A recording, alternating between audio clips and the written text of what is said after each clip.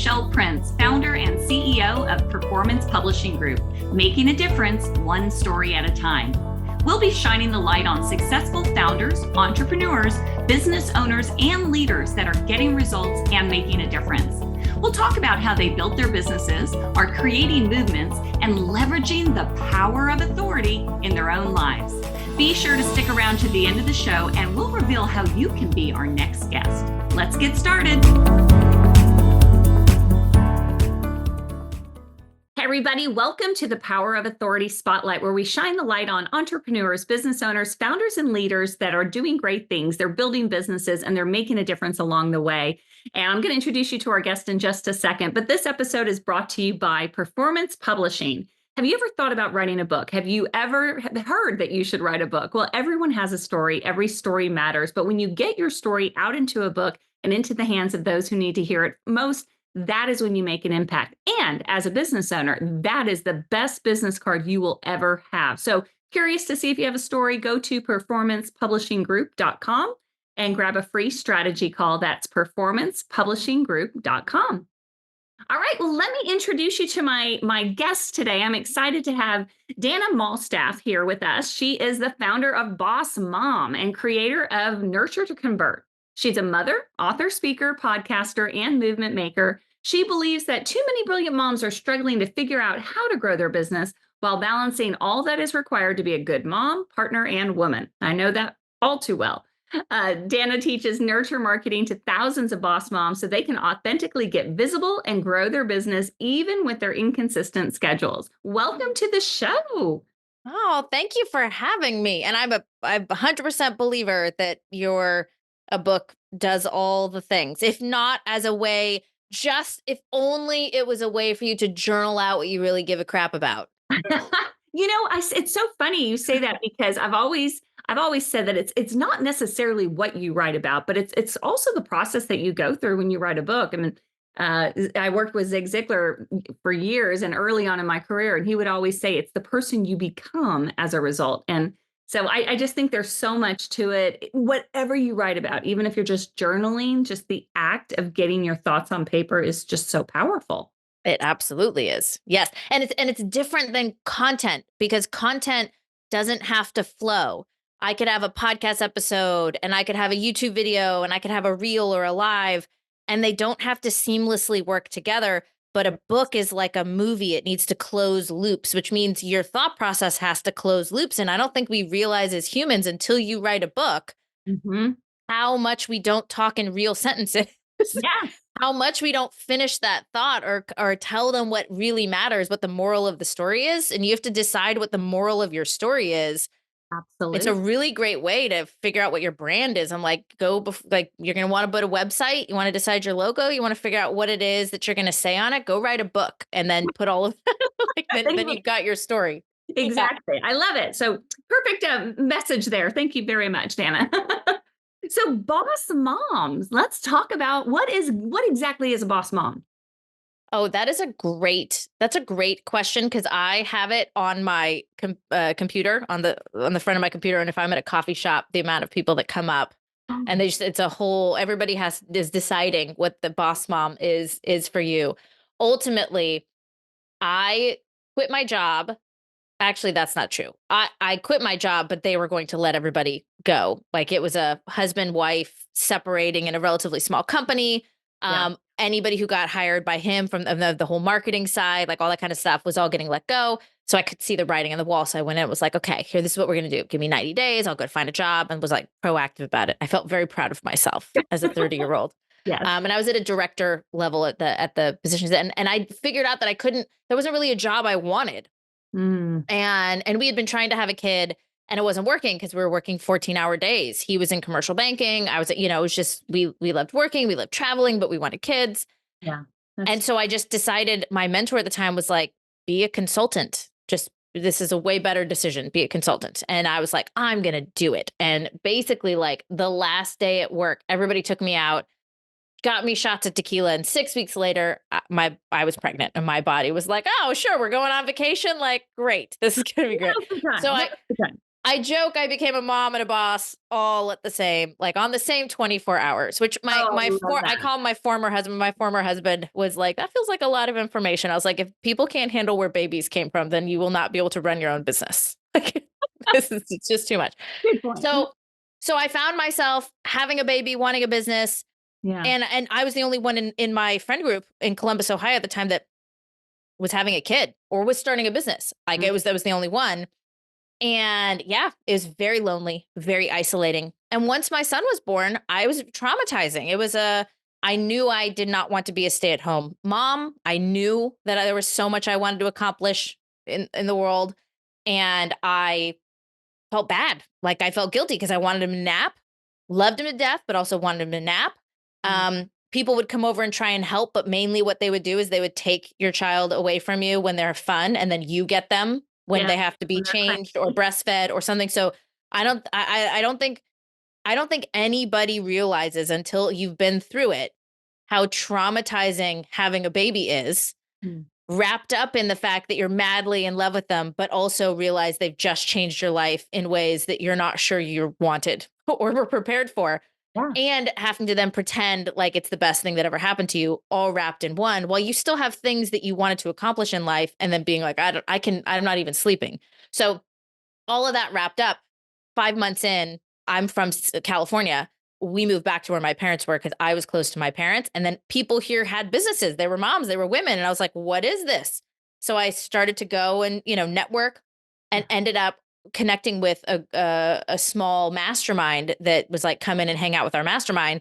And one of them was Azul Toronis, who is a book coach. And he was like, I know you want to write a book. I was a journalism major and wanted to be a broadcast journalist originally. And he was like, let's write a book. I thought I was going to write a marketing book. When we sat down and did the brainstorming, Yeah. all of this mom stuff and business stuff flooded out of me.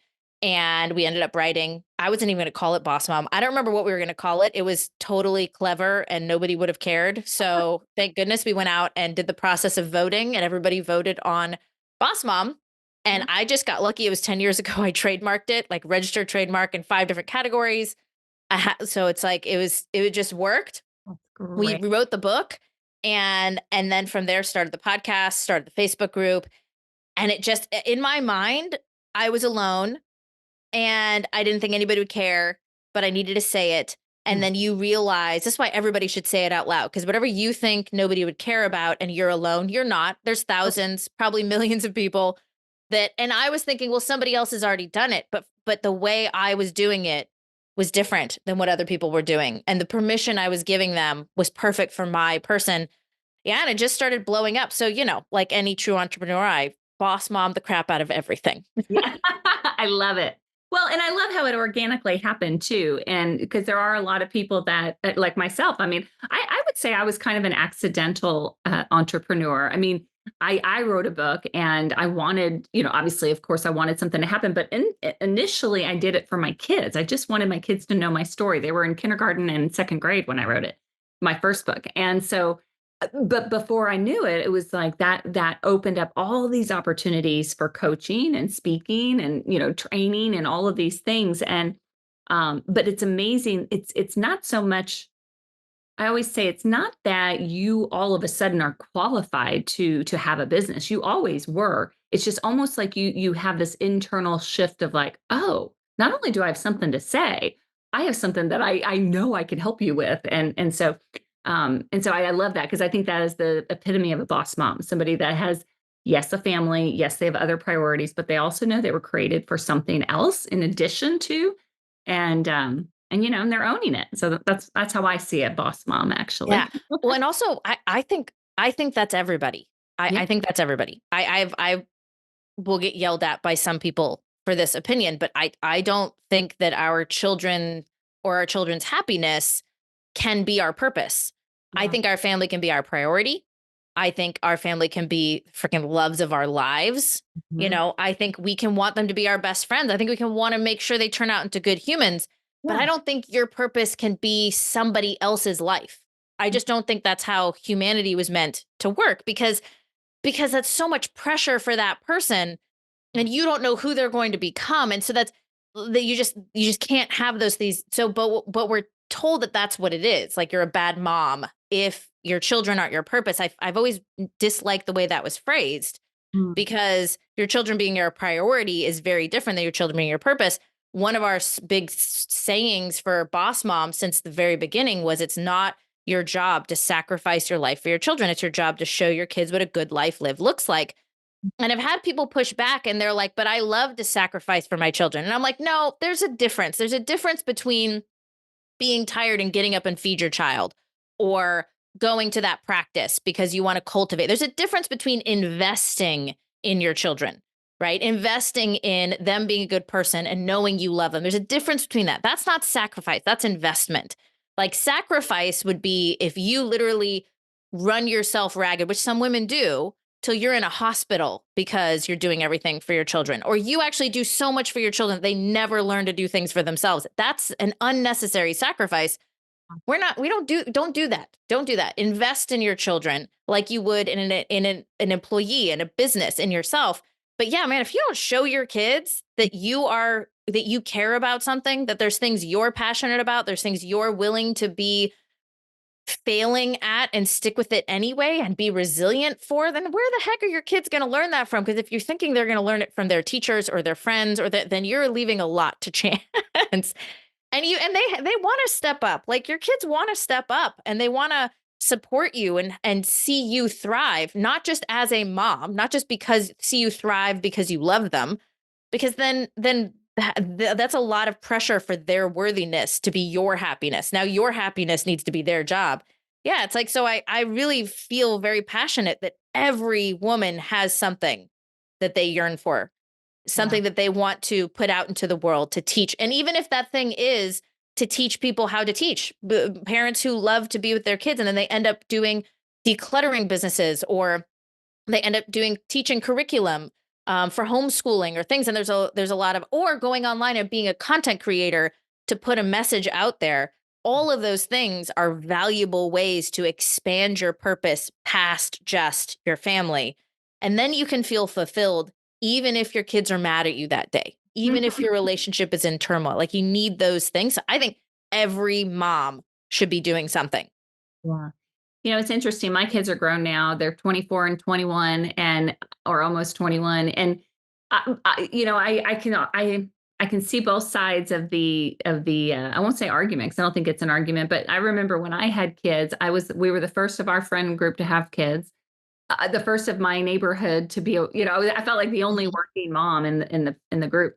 And I remember thinking and feeling like a little conflicted in that, like, I just knew I was a good mom because I also, there was an outlet I had with working and I came back and so many of my friends were stay-at-home moms, but one of my really good friends put it to me this way. And it's just amazing how the grass is always greener on the other side, right? People Mhm. who don't work or wish that they could, and people who work sometimes wish that they didn't.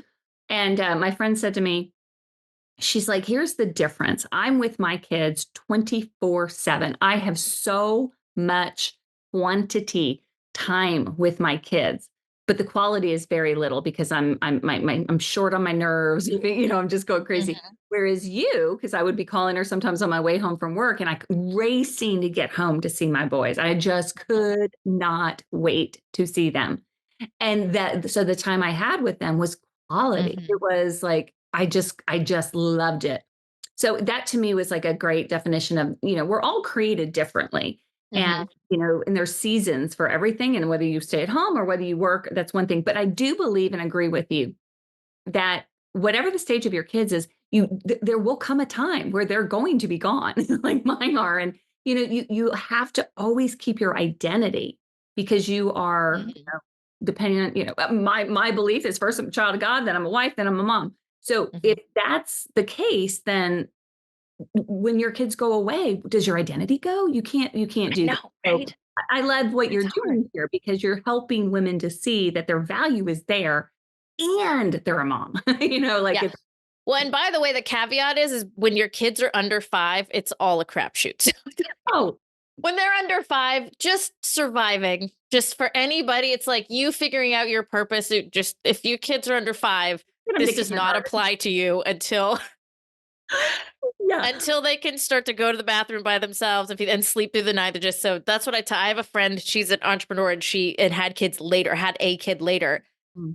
And she just had this idea she was going to get all these things done while she, and I just laughed. I was like, that's so cute of you that you think you're going to still work at this level with an infant. Yeah. And then he's about to turn 5 and she's like, I get it now. Like, I'm just now feeling like I can like do things. Yeah. It's like, I know that's, Well, let's talk about in the work you do. Mhm, So the book was the catalyst, which I love because mhm. that goes right in hand with the kind of my beliefs with what a book can do. But beyond the book though? So you started this. What are you helping women to do? Are you helping them to identify what a business could be? Are you helping them to coach them to find their gifts, their talents, all that? Is it all the above? Is it? Yeah, tell me what you do for them. That's such a great question. I love this question because it's shifted. Um, in the beginning, when wrote the book and then started the community, it was it was it was just about creating a movement of moms who weren't the stay-at-home mom, Yeah. right? Or they had been stayed at home and their kids were starting to get a little older and they were antsy, but they're like, I need something more. That we could have a place and they could come here and we would all be able to come together and help each other and collaborate and community building was a lot of what I did in corporate. Yeah. Oh, okay. And so I that idea of, yeah, I worked with patient advocacy companies, health companies, and we come in to help create retention, create that like different ways to actually get their employees to care enough to stay. And and so there's, yeah, behavioral psychology has always been really interesting. It was hilarious. I would tell people like I don't have a degree in behavioral psychology, but for an entire year I sat in a plane next to somebody who did. So I have learned a lot, which is really, and it got me fascinated with it. And so how humans work. So that in the beginning, it was just about being a voice, which is part of what I love about a book, about a podcast, about a YouTube channel, about even a TikTok or an Instagram on a like more bite-sizey level. It's about having something that you're willing to say out loud that other people wish they were brave enough to say out loud Mm. or wish that they could, or just wish that there was somebody else, right? So whatever that is, they're like, yes, I wanted to hear that. Yes, that inside joke makes me feel like I connect and belong. Like, thank you for saying that out loud. I'm pissed off that you said that out loud because now I realize what I really care about. And it's the opposite of that. Like all of those things, it's just this space. So I love it. That's originally what it was me needing to say something out loud, recognizing there was a community around it, building the community. And I didn't know what it was going to be. A lot of us that build things in the beginning, I didn't know what it was going to be, right? My expertise in community building and marketing meant that what I started to do was I would have clients that would come and I would help them launch a course. I would help them take their book and actually turn it into social content. I would help them. What I ended up over a series of time is I just made really small pieces of content that people needed based on what I was good at from a business perspective. And I would put it out and then they would, all of a sudden it was at the point where I was like, great, I would need $10,000 to go on that vacation. I would have a flash sale of some small product I made, and it worked really well. Eventually, about 4 or 5 years ago, and I had a group coaching program, did coaching and stuff like that. But I really had developed into what I would say is marketing, nurture messaging, right? Which is a very human centric, um, grassroots marketing style of sharing your opinions in a very specific way of what is broken, how we want a shared vision of the future, permissions that create belonging, and we have a very specific methodology of nurture messaging, results messaging, and conversion messaging that we pulled together that is our nurture to convert system, right? So we came up with a real like trademarked system that is a very specific way that companies hire me to come in to do for them. And then we have solopreneur women that come in and we teach them this marketing. And then we also have a certification to teach other people how to do this type of marketing. So it became something very, very specific. Um, I think it could have developed into me being a life coach, right? Yeah. And helping women. It could have developed into me doing things just for moms. It could have developed into a lot of things, but sales and marketing and the community building were just my forte. So I think there's a lot of women that come in, they build something, they have no idea what it's going to do for them. They just needed to do it. And then whatever their natural talents are, end up moving them down the path. Now with the rewriting the Boss Mom book, I have taken this journey and I have coached thousands of women. We've had over 30,000 students, coached thousands of women, had tons of women going through, had, a lot of communities built, a lot of books written, programs launched, like all those things. Awesome. And we've seen exactly what the self-development journey is, and the identity crisis that women go through and how we can work through those. And that's a lot of what the rewritten Boss Mom book is about. Because even though I do the marketing side, what I really want to go back to is the original thing that I needed help with, that now I've moved past into this place of being able to like impart some wisdom, not commiserate and hold hands and cry together, but like I've come out of the fire and coached thousands of women that have also moved into this space. And these are all the things we've learned so that maybe you can get there faster. Yeah, no, and isn't that at the end of the day, that's what people want. When you pick up a book, when you listen to a podcast, you're not doing it because you feel like reading a book or you're doing it to get some wisdom or learn something to shorten the learning curve. And so I love Mhm. that, going back to the beginning. And sometimes I think of my own business, sometimes going back to the authentic place of your why, of why you started in the first place. It's important because I don't know about you or other people, but sometimes I've been in business 15 years. So I know for me, again, and I think I told you this offline, how I accidentally kind of started a business. It really wasn't Mhm. part of the plan. But even my initial intention is completely different than it is today. The Mhm. core of it is the same, but as far as like Yeah. how to get there, but I think it's important to go back sometimes to your original why. Why Yeah. this and um, Yeah. Yeah, and the that has interestingly never changed, even though I think most people wouldn't know what it is unless I say it out loud, but like our decision making about things has always been around, but I have a deep belief that we just have a insane I mean same amount of people, but I deal with moms. But a insane amount of moms who just aren't quite sure that they're important. They kind of wonder if somebody else parented their kids, it'd be just fine. If their spouse is married to somebody else, they, probably be just fine. Like if the world didn't have them around, what would really change?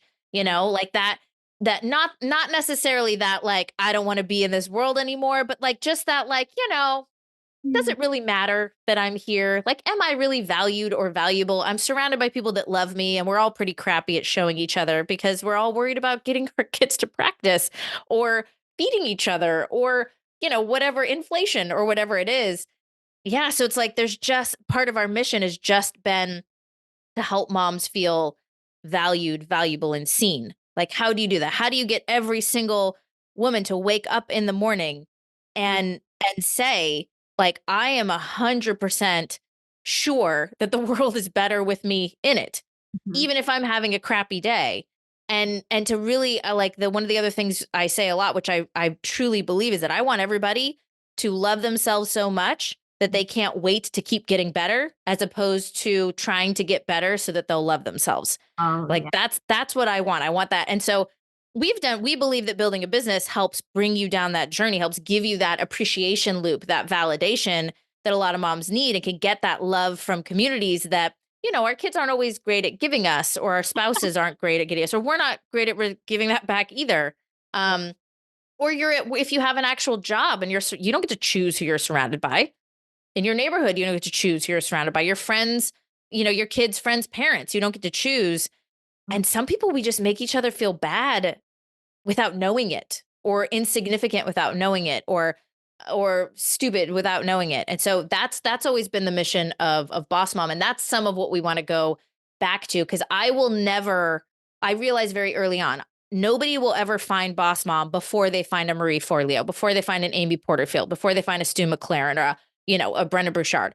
They're never going to find me before them. And they're going to invest. I've seen women invest thousands, tens of thousands of dollars, and now feel like they make bad decisions because they didn't get the result. And it's not because their trainings aren't good, right? It's because they didn't realize all of the ways they get in their own way, the ways that they actually kind of needed a life coach probably before they needed a business coach.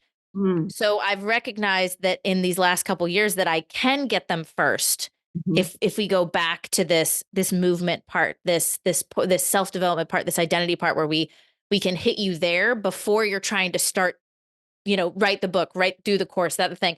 And then I think we can make everybody happier. Maybe you wouldn't get the better results. Maybe you wouldn't be successful. Maybe because I find there's a lot of women where they think they want one thing and go through this process and realize what they actually want. It's something completely different. They didn't want a business. They actually wanted more kids and they wanted to homeschool, or they wanted, or they wanted to go back and be on a team in corporate, but they wanted to have more confidence to set better boundaries, Mm. right? Or they wanted to get a motorhome and travel with their family and work remotely. So it's such an interesting thing, but I can hit more people and get them before they're making investments and choices they regret if we Yes. flip it. So that's part of the shift in the messaging and the marketing and the rewriting of the book is recognizing where I sit in the market as a marketer Mhm.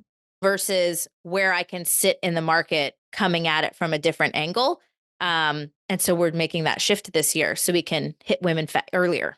I love it. Yes, definitely. And I'm excited because probably by the time people are listening to this podcast, you'll have all of that rolled out and it's going to be amazing. And what's your website? Boss-mom.com. Right. Actually, if you just Google Boss Mom, we will be at the top of the list. But boss-mom.com, and everything is there. You can get to our Facebook group, you can get to our communities, you can get to the Boss Mom podcast. Don't buy the book unless the new one's out, so you will see that it is a revised version And it's because it's worth going to waiting be for. completely brand new. Yes, it'll be worth waiting for sure. Well, let me do this. So as we wrap this up, and the show is called The Power of Authority. We've already talked about this. You've leveraged a book for sure. But what else are you seeing is working as you're rebranding, as you're, kind of starting this year, looking at new avenues and new opportunities? There's a lot of business owners listening. So what would you say or suggest for somebody that's looking to, elevate their game in business, whether it be a man or a woman, but especially for us working moms? Yeah. There's the big thing is I think people think that if you're knowledgeable and you teach facts, that you know things, that's what builds authority, but it's not. When you read a book, you read Profit First, Essentialism, any of the big books, what they do is they change the way you think. So what we call it filling a gap, right? You think this is the way the world works over here and this is what it takes, and then they change your world. Profit First shows you that actually paying yourself first, which is brilliant. I love it. I know. Love that. Changed my life. It's a great system, changed the way I saw the world, changed the way I saw what was right. So I find that if you really want to build authority, then you have to decide, and we do this like opinions-based messaging, right? Where you go in and you go, what is broken? What industry, what thing? Because you're doing what you're doing for a reason, right? You don't like the way the medical establishment, the teaching establishment, you don't like the way relationships or parenting, you don't like the way this marketing or this thing, whatever it is, you want to do something different because you have a belief system about something. Now, if you don't believe anything is wrong with anything and you're just regurgitating what other people are saying, there is no authority there, right? But I can guarantee you everybody has an opinion about the way something should be. A lot of people are just scared to have it because they think having being okay with anything makes them more desirable, and it doesn't. You want to build authority, you find out how you want to change the way they see the world. That's why webinars, people will go, oh, Dana, that webinar, I need to do a webinar that really teaches. And I was like, that's not going to work. The only thing that you should be doing on a webinar is shifting the way they think, what they believe is possible, what they believe is true, or what they believe how something works. That is why when you watch a webinar at the end, the sales happen if you change the way they think, not the how to do something. That is a huge mistake I see people say, because your ability to know how to do things is a dime a dozen. You change the way somebody sees the world, that's where the loyalty happens. Oh, that is so good. I love that. That's a great tip. Thank you. Sometimes, I mean, we hear different things all the time, what's working in podcasting or this, but this is actually really good because this is, and you mentioned webinars, those are very effective, but in anything, emails and socials and webinars on a podcast, but you're right, the things that get people's attention, it's usually a little bit of that disruption. You're like, oh, wait, I hadn't thought of it that way. I love that. Thank you very much. That's a great Yeah. tip. And it's timeless. So no matter what's happening in the world, this will always be true for your kids, for your partners, for your own self-development. Like, this is the one thing I tell people, be careful that you don't go to big events and do things and get an aha hangover, right? Which is where you try and take in so many things that change the way you think that you just come out more confused than you went in. And then you think you have all this aha, but you don't have any clarity whatsoever. And then you come home and you end up being really depressed for a couple weeks. No idea where to start. You can only have your brain or somebody else's brain change one idea at a time. So decide what your ideas are, because you can't build authority by trying to change everything they're trying to do with all their thoughts and all their things. It's got to be singular. That's why books are great, because a book is one singular. You could have 10 books. Yeah. You know, like the Pumpkin Plan versus the Profit First are two different ideas, but he doesn't try and mix them. And that's a big thing. You build authority like one idea at a time. That's awesome. I love that. All right. Well, this has been a great show. Thank you so much. Wishing you the best of luck and success with your new book, the new launch, everything that you're doing. And just thank you so much for being on the show. Oh, thanks for having me. This is a blast. Awesome. All right. Well, that's it, everybody, for the Power of Authority Spotlight. You know, I love what Dana said at the very end about building authority. And it's not about teaching somebody how to do things. And as business owners, I think we want to just shout from the rooftops, this is how you do it, because that's what you know. But really shifting their thinking, you know, shifting the way somebody sees something, that's really powerful. And as she said, doing it one idea at a time is really the best way to build your authority. So that's it for the show. We'll see you all next time on the Power of Authority Spotlight. Bye, everybody.